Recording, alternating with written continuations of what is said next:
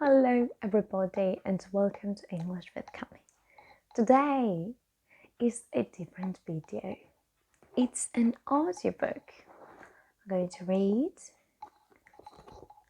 Harry Potter and the Philosopher's Stone by J.K. Rowling. Are you ready? Let's begin.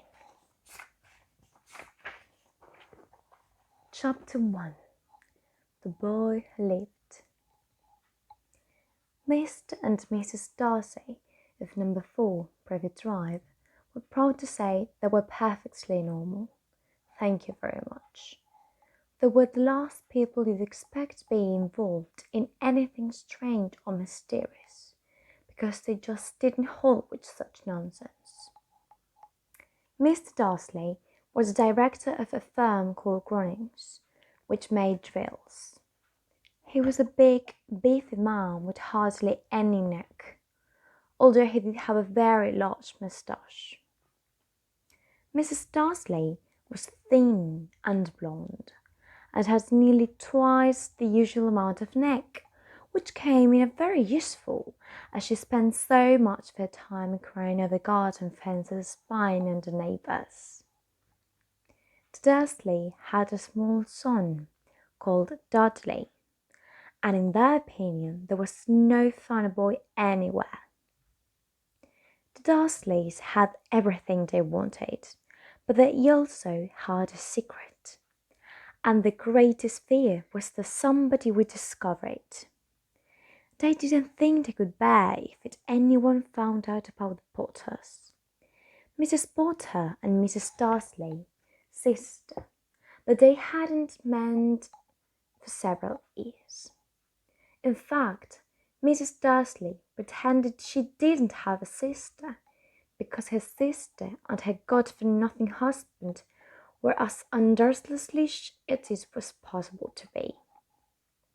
The Dursleys shuddered to think what the neighbours would say if the Potters arrived in the street. The Dursleys knew that the Potters had a small son too, but they have never ever seen him. This boy was another good reason for keeping the Potters away. They didn't want Dudley mixing with a child like that.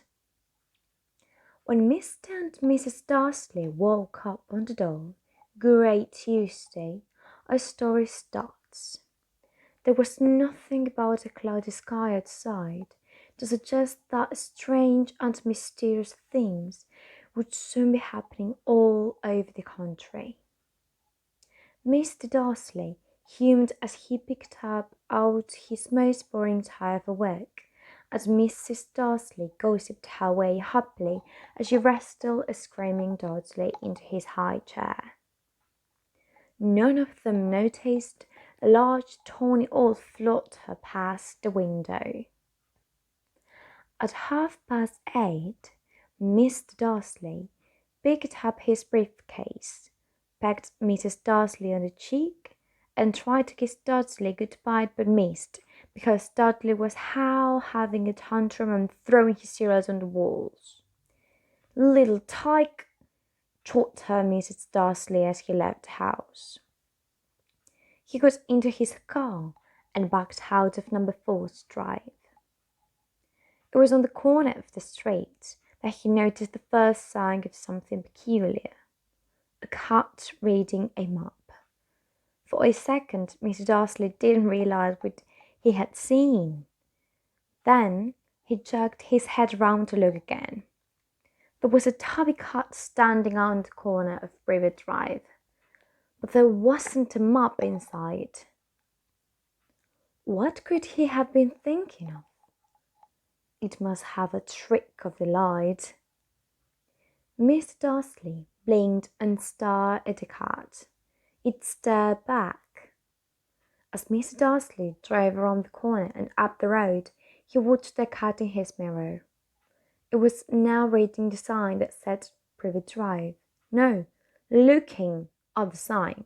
Cats couldn't read maps or signs. Mr. Darcy gave himself a little shake and put the cat out of his mind. As he drove towards town, he thought of nothing except the large order of drills he was hoping to get that day. But on the edge of town, drills were driven out of his mind by something else. As he sat in the unusual morning traffic jam, he couldn't help noticing that there seemed to be a lot of strangely dressed people about. People in clothes. Mr. Darcy couldn't bear people who dress in funny clothes. The get-ups you saw in young people. He supposed this was some stupid new fashion. He drummed his fingers on the steering wheel, and his eyes fell on the huddle of these weirdos standing quite close by. They were whispering excitedly together. Mrs. Dursley was enraged to see that a couple of them weren't young at all. Why, that man had to be older than he was and wearing an emerald green cloak. The nerve of him! But then it struck Mr. Darcy that this probably was some silly sound. These people were obviously collecting for something. Yes, that will be. The traffic moved on, and a few minutes later, Mr. Darcy arrived in the Groening's car park, his mind back on drills. Mr. Darcy always sat with his back to the window in his office in the 9th floor. If he hadn't, he might have found it harder to concentrate on drills that morning. He didn't see the old swooping past in the broad daylight, through people down the street. They did.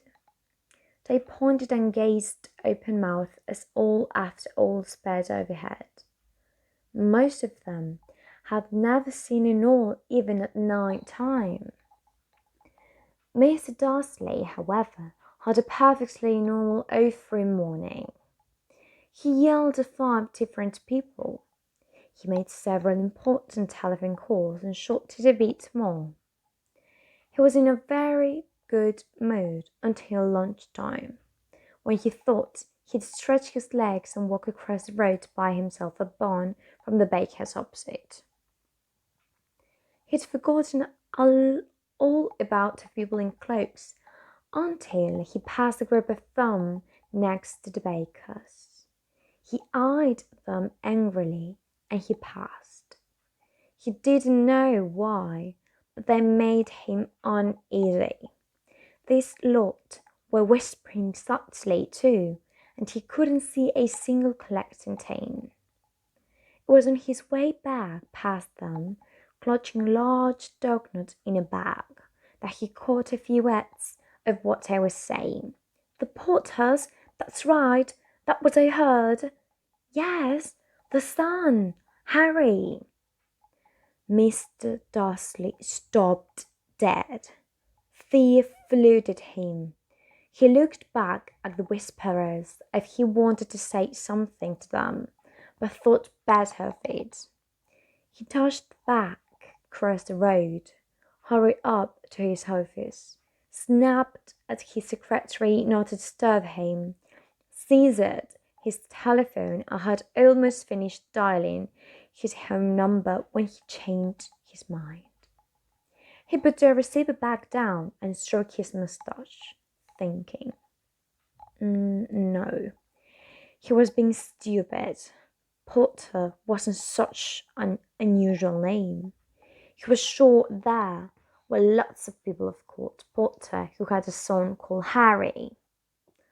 Come to think of it, he wasn't even sure his nephew was called Harry. He'd never seen the boy. It might have been Hartley or Harold. There was no point in worrying Mrs. Darcy. She always got so upset at any mention of her sister.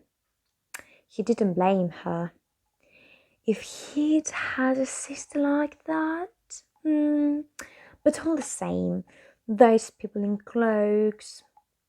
He found it a lot harder to concentrate on drills that afternoon, and when he left the building at 5 o'clock, He was still so worried that he walked straight into someone just outside the door.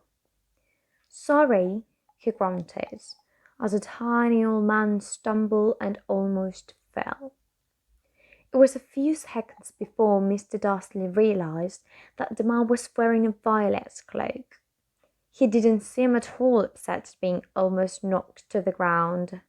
On the contrary, his face split into a wide smile, and he said in a squeaky voice that made passers-by stare, "Don't be sorry, my dear sir, for nothing could accept me today. Rejoice, for you know who has gone at last. Even muggles like yourself should be celebrating this happy day." And the old man hugged Mr. Dursley around the middle and walked off. Mr. Dursley stood rooted to the spot. He had never been hugged by a complete stranger. He also thought he had been called a muggle, whatever that was. He was rattled. He hurried to his car and set off home, hoping he was imagining things which he had never hoped before, because he didn't approve of imagination. As he pulled into the driveway of number 4, the first thing he saw, and it didn't improve his mood, was the tabby cat he spotted that morning. It was now sitting on his garden wall. He was sure it was the same one. It had the same markings around his eyes. "Shoo!" said Mr. Dursley loudly. The cat didn't move. It just gave him a stern look. What is normal cat behavior? Mr. Dursley wondered. Trying to pull himself together, he let himself into the house. He was still determined not to mention anything to his wife. Mrs. Dursley had had a nice, normal day. She told him over dinner all about Mrs. Next Door's problems with her daughter and how Dursley has learned a new word, shan't. Mr. Dursley tried to act normally. When Dursley had been put to bed, he went into the living room in time to catch the last report on the evening news. And finally, bird watchers everywhere had reported that the nation's owls have been behaving very unusually today. Although owls normally hunt at night and are hardly ever seen in daylight, there have been hundreds of sightings of these birds flying in every direction since sunrise. Experts are unable to explain why the owls have suddenly changed their sleeping pattern. The newsreader allowed himself a grin. "Most mysterious. And now over to Jim McHuffin with the weather. Going to be any more showers of fall tonight, Jim?" "Well, Ted," said the weatherman, "I don't know about that, but it's not only the owls that have been acting oddly today. There was as far past as Kent, Yorkshire and Dundee have been phoning in to tell me that instead of the rain they promised yesterday, they've had a downpour of shooting stars. Perhaps people have been celebrating Bonfire Night early. It's not until next week, folks, but I can promise a wet night tonight." Mr. Dursley sat frozen in his armchair. Shooting stars all over Britain, owls flying by daylight, mysterious people in cloaks all over the place, and a wisp